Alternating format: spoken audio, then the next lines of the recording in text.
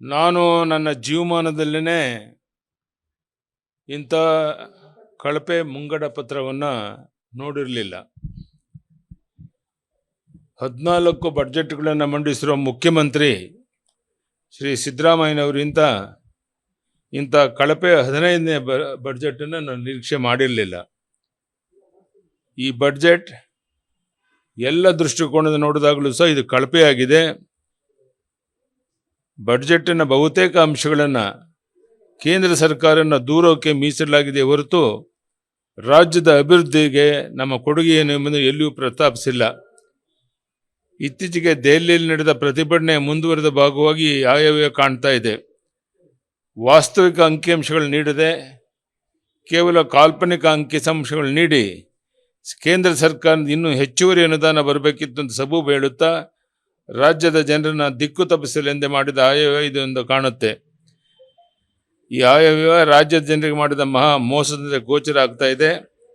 ರಾಜ್ಯದ ಜನರಿಗೆ ಮೋಸ ಮಾಡೋದರಲ್ಲಿ ಉಪಮುಖ್ಯಮಂತ್ರಿಗಳಾದಂಥ ಶಿವಕುಮಾರ್ ನಿರ್ವಹಿಸಿರುವ ಜಲಸಂಪನ್ಮೂಲ ಇಲಾಖೆಗೆ ಯಾವುದೇ ಸರಿಯಾದ ಅನುದಾನ ನೀಡದೆ ಅವರಿಗೂ ಸಹ ಮೋಸ ಹಾಗೂ ಅನ್ಯಾಯ ಮಾಡಿರುವಂಥದ್ದು ಎದ್ದು ಕಾಣುತ್ತಿದೆ.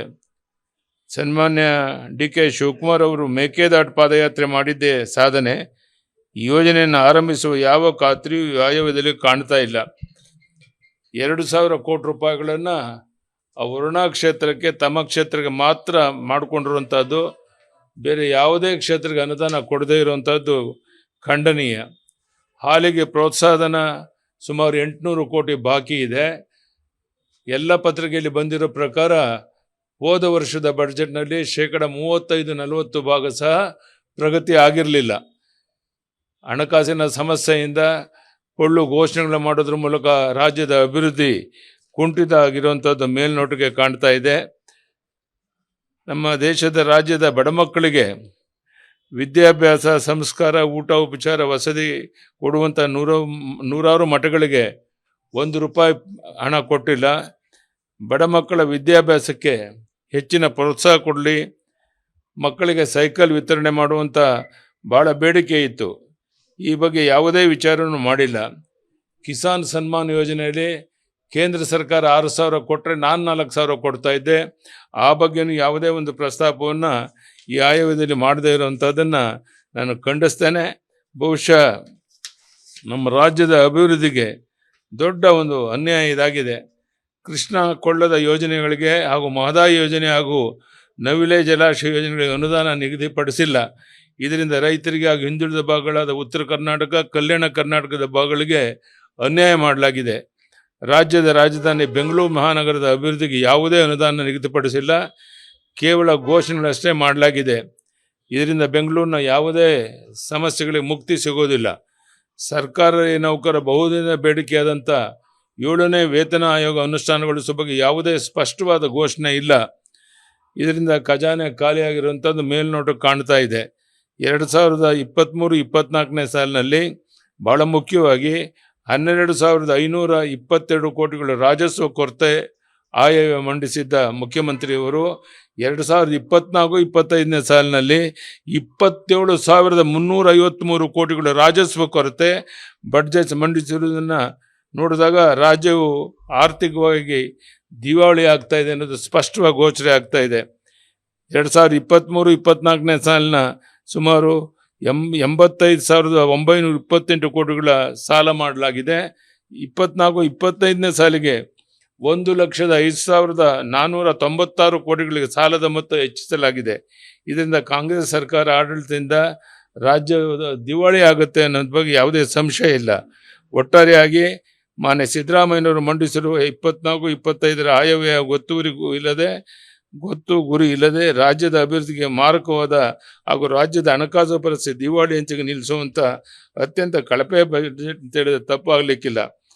ನಾನು ಬಡ ಮಕ್ಕಳಿಗೆ ಅನುಕೂಲ ಆಗಬೇಕು ಅನ್ನೋ ದೃಷ್ಟಿಯಿಂದ ಅನೇಕ ಚಿಂತನೆಗಳನ್ನ ಮಾಡಿದ್ದು. ಇದು ಯಾವುದನ್ನು ಮಾಡದೇನೆ ಕೇವಲ ವರುಣಾ ಕ್ಷೇತ್ರ ಮಾತ್ರ ಅವರು ಕಣ್ಣು ಮುಂದೆ ಇಟ್ಕೊಂಡು 2,000 ಕೋಟಿ ಮತ್ತು ಇನ್ನೂ ಅನೇಕ ಸವಲತ್ತನ್ನು ಕೊಟ್ಟಿರುವಂಥದ್ದು. ಅಲ್ಪಸಂಖ್ಯಾತರ ಬಗ್ಗೆನೇ ಅನೇಕ ಕಾರ್ಯಕ್ರಮ ಘೋಷಣೆ ಮಾಡೋದಕ್ಕೆ ನಂದೇನು ಅಭ್ಯಂತರ ಇಲ್ಲ.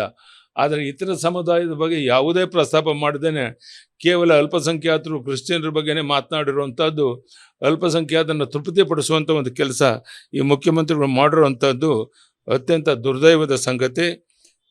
ಬೆಂಗಳೂರಿನ ಅಭಿವೃದ್ಧಿಗೆ ಸಂಪೂರ್ಣ ನಿರ್ಲಕ್ಷ್ಯ ಆಗಿದೆ. ಈಗಾಗಲೇ ಮದ್ಯದ ಬೆಲೆ ಸಿಕ್ಕಾಪಟ್ಟೆ ಏರಿಕೆ ಆಗಿರಬೇಕಾದ್ರೆ ಮತ್ತೊಮ್ಮೆ ಏರಿಕೆ ಮಾಡೋದ್ರ ಮೂಲಕ ಆ ಒಂದು ಸಮೂಹಕ್ಕೆ ದೊಡ್ಡ ಅನ್ಯಾಯ ಮಾಡಿದ್ದಾರೆ ಈ ಸರ್ಕಾರ ಅನ್ನೋ ಮಾತನ್ನು ಹೇಳ್ತಾ, ಮತ್ತೊಮ್ಮೆ ಇವತ್ತು ಈ ಸರ್ಕಾರ ಯಾವುದೇ ರೀತಿಯ ಅಭಿವೃದ್ಧಿ ಕಡೆ ಗಮನ ಕೊಡದೇನೆ ದಿವಾಳಿ ಆಗಿದೆ ಅನ್ನೋದಕ್ಕೆ ಇದೊಂದು ಸಾಕ್ಷಿಯಾಗಿದೆ. ಈಗಾಗಲೇ ಕೆಲವು ದಿನಗಳ ಹಿಂದಿನ ಬಡ್ಜೆಟ್ನಲ್ಲಿ 35-40 ಭಾಗ ಹಣವನ್ನು ಸಹ ಖರ್ಚು ಮಾಡಿರಲಿಲ್ಲ ಅನ್ನೋದು ಅಂಕಿಅಂಶಗಳ ಮೂಲಕ ಎಲ್ಲ ಪತ್ರಿಕೆಗಳಲ್ಲಿ ಮಾಧ್ಯಮಗಳಲ್ಲಿ ಪ್ರಕಟ ಆಗಿತ್ತು. ಅಂದರೆ ಹೋದ ಬಡ್ಜೆಟ್ನಲ್ಲೂ 35-40-50% ಮಾಡಲಿಲ್ಲ. ಈ ಬಡ್ಜೆಟ್ನಲ್ಲಿ ಯಾವ ಪರಿಸ್ಥಿತಿ ಅನ್ನೋದು ಮೇಲ್ನೋಟಕ್ಕೆ ಸ್ಪಷ್ಟವಾಗಿ ಗೊತ್ತಾಗ್ತಿದೆ. ಇದರಿಂದ ಒಂದು ಕಳಪೆ ಬಡ್ಜೆಟನ್ನು ಸನ್ಮಾನ್ಯ ಸಿದ್ದರಾಮಯ್ಯನವರಿಂದ ನಾನು ನಿರೀಕ್ಷೆ ಮಾಡಲಿಲ್ಲ. ಇದನ್ನು ನಾನು ಖಂಡಿಸ್ತೇನೆ. ಇದರಿಂದ ಬಹಳ ಮುಖ್ಯವಾಗಿ ನೀರಾವರಿ ಯೋಜನೆ ಬಗ್ಗೆ ನನಗೆ ನೋವಾಗ್ತಿರುವಂಥ ಸಂಗತಿ ಅಂತ ಹೇಳಿದ್ರೆ, ಕೇವಲ 19,000 ಕೋಟಿಯನ್ನು 19,179 ಕೋಟಿ ನೀರಾವರಿಗೆ ಇಟ್ಟರೆ ಮುಂದೆ ಗತಿ ಏನು, ಆ ಭಾಗದಲ್ಲಿ ನೀರಾವರಿ ಅಭಿವೃದ್ಧಿ ಹೇಗಾಗ ಸಾಧ್ಯ ಇದೆ.